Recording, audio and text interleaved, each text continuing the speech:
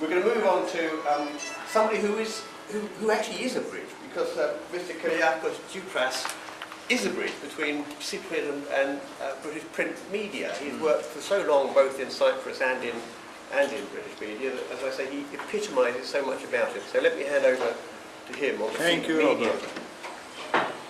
My subject, of course, as Robert said, is British media and the Cyprus issue.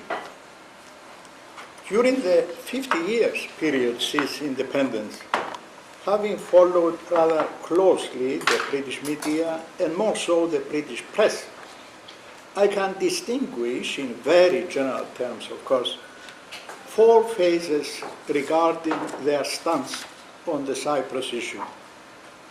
The first one from 1960 to the coup inspired by the Greek junta and the Turkish invasion in 1974.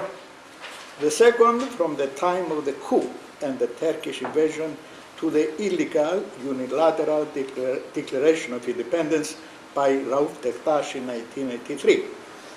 The third from UDI to the referendums on the UN peace plan named after the then UN Secretary General Kofi Annan in April 2004, and the fourth one from 2004 to today.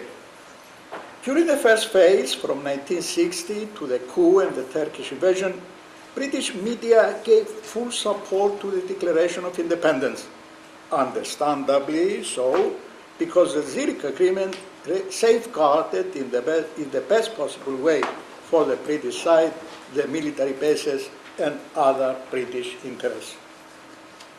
During the second phase, between the invasion and the UDI, the media tried to maintain a misconceived balance between the illegality of the coup and the atrocity of the invasion, and had nothing effective to say against the occupation, even less to advise action against it. In the third phase, between UDI and the Annan plan, the media were explicitly against Denktaş's action, foreseeing the imminent danger towards the overturn of the Zurich Agreement, which provided for the BC, that's the British sovereign areas, and other vital British interests. I do remember a leading article in the Times advising for the use of brutal force, I never saw such a term on any other occasion, against the Denktaş regime. In the fourth phase, after April 2004, the media came out severely criticizing the Greek Cypriot side for using their democratic right of voting against the plan. They portrayed the issue as a case of complete lack of trust that should be dealt with in a decisive way. The method they used was that of undermining the sovereignty of the Cyprus Republic to a point of pressurizing the Greek Cypriot side into accepting a new deal.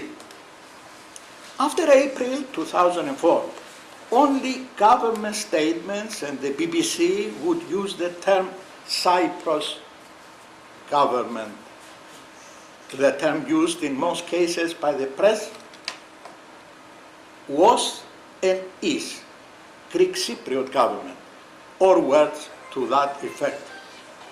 Even with the new peace initiative of 2008 leading to the talks between President Christofias and the Turkish Cypriot leader Mehmet Ali Talat, and continuing now with Mr. Dervish Eroglu, which was welcomed by all sides, the British press continued with the same attitude.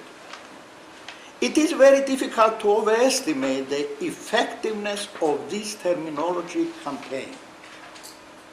The ordinary man in the street does not go into UN resolutions, of course, or government documents to get his information. He forms his opinions on the basis of what he reads in the papers every day. All of you will know that if you are asked where you come from, and you say Cyprus, in more cases than not, you will be asked back Greek or Turkish. With Turkey's European Union entry negotiations coming more and more to the forefront of international agenda, the British press gives only secondary importance to the Cyprus issue, ignoring even those principles constituting a precondition for the entry of Turkey itself. A number of articles published recently propagated what was presented as a magic formula of overcoming the impasse on Cyprus. Turkey to open its ports to the Cyprus Republic in exchange for the direct trade with the occupied part, knowing, of course, that the first is a legal obligation of Turkey as an applicant country, and the second will open the way for the recognition of the illegal state. But that is not all. With Turkey's new assertiveness as a leading regional power, aspiring for a world role, the Cyprus issue for the British media is removed from the picture completely, not on every case, but very, very often. A leader in The Guardian, and that's The Guardian, by the way, on February the 5th, on the Israeli attack against the flotilla sailing to Gaza, ended with the words, "Turkey is changing. It has many cards in its hands. The rest of the world should work with those changes."